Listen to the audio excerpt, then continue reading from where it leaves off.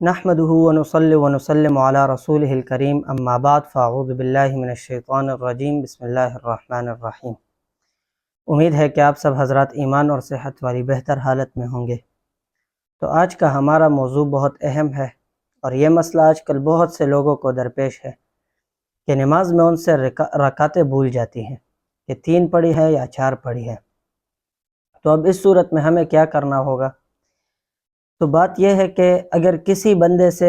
پہلی بار بھول جائے، پہلی بار سے مراد یہ نہیں کہ اس کی پوری زندگی میں پہلی بار ہو، پہلی بار کا مطلب یہ ہے کہ کبھی کبھی اس سے بھول جاتا ہو، یعنی 3-4 مہینے بعد، سال میں ایک بار، کبھی کبھار اسے بھول جاتا ہو، تو پھر وہ دوبارہ نماز کو پڑھے گا، نماز کو از سر نو لوٹائے گا، یعنی اس نماز کو توڑ کے دوسری نماز نئے سرے سے پڑھے گا،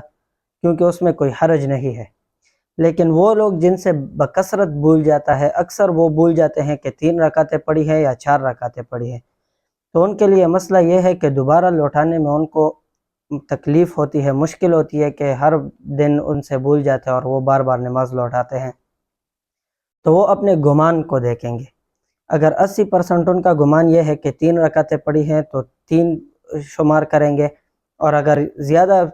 گمان ان کا یہ ہے کہ 4 رکعتیں پڑھی ہیں تو اس کو 4 شمار کریں گے۔ لیکن اگر گمان بھی نہ ہو، یعنی کسی کو یہ نہیں پتہ چل رہا کہ اب 3 پڑھی ہیں یا 4 پڑھی ہیں، 50-50 ہو اس کا، تو پھر وہ 3 رکعتوں کو ہی شمار کرے گا، یعنی اس کو نہ زیادہ گمان 3 رکعتوں کا ہے، نہ زیادہ گمان 4 رکعتوں کا ہے،